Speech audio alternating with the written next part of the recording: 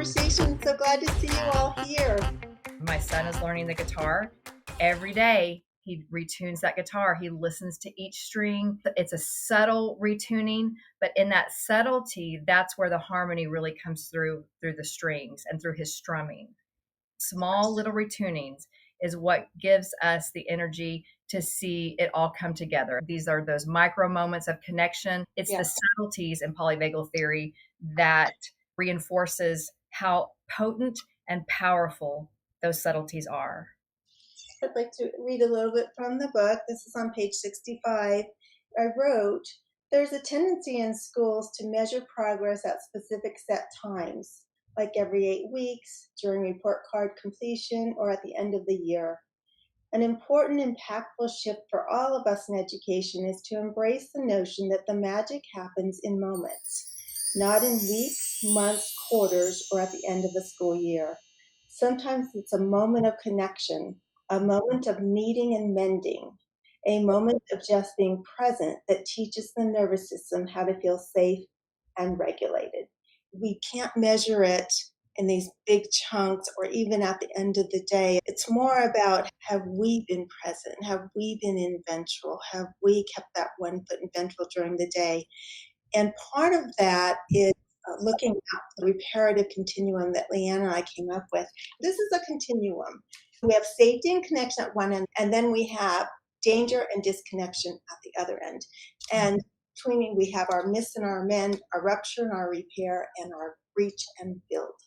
25% of relationships is about attunement. So you only have to be in attunement 25% of the time. We don't have to be perfect. In fact, what the research shows is that 75% of the rest of the relationship needs to go through this rupture and repair in order to increase resilience. That brings us a lot of hope. You're really close. You're not far off from safety and connection when you miss and mend. And those are those moments where maybe someone is a little bit lost and they say, well, I'm kind of lost. What page are we on? Oh, I'm on page 75. Got it. We're back in sync. It's those little miss and mends. We're on the same page. Let me clarify something. And you offer clarification. That's a miss and mend. I'm back with you. Ruptures and repairs might take a little bit more time. There could be an altercation on the playground, and there needs to be time set aside later in the day to address it. But in that moment, we're going to say, I can't repair this right here, right now, but I want to, and we will. And that means it's just going to take some more time. And so that gives your nervous system a chance to rest and a chance to not feel rushed. We are moving a little bit further away from safety and connection, but we're acknowledging that. We're saying, I understand that this is a rupture, and we will take time to repair that. We go further down right there, we're getting closer to the danger and disconnection. There is what we call a breach, and we need to actually build.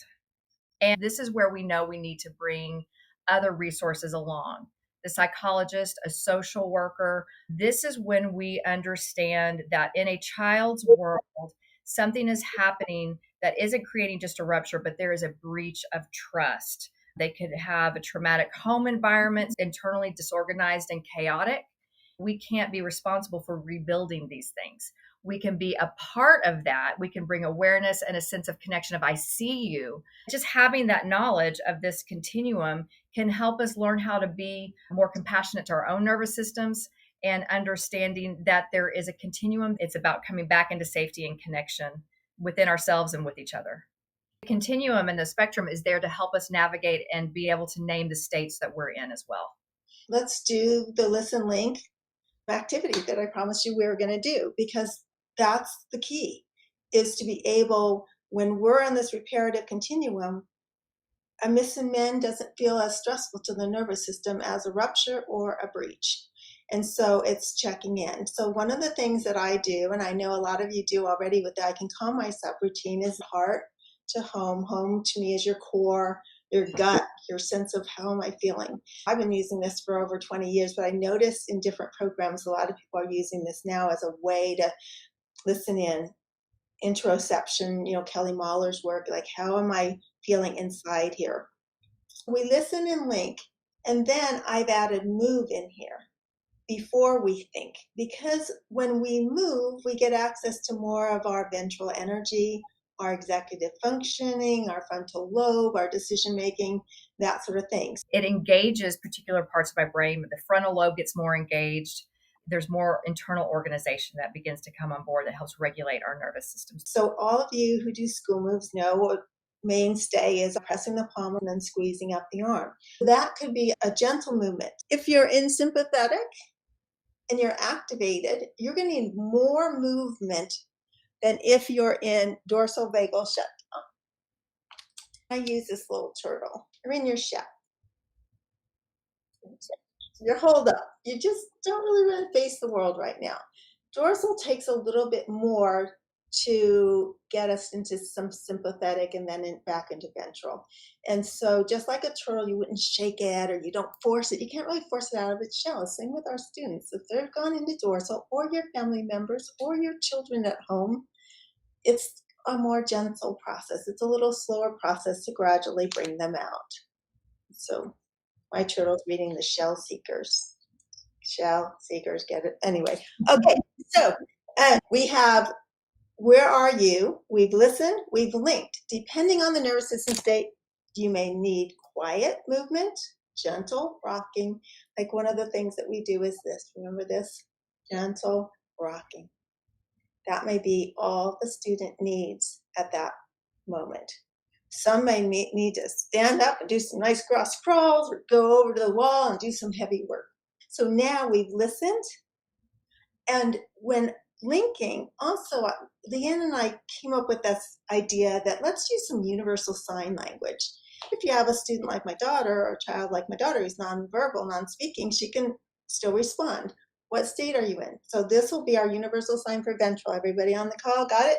Ventral. So are you in ventral right now? Sympathetic is sign language for S with your thumb here. And then dorsal vagal is the sign language shutdown. So are you in ventral? Are you in sympathetic? Or are you shut down? It's real nice and simple because sometimes when we're in these states, we don't have access to our language. For some of our students, language isn't on board. We have to have things that we do as a group that we all know we can do in a heartbeat if we need to.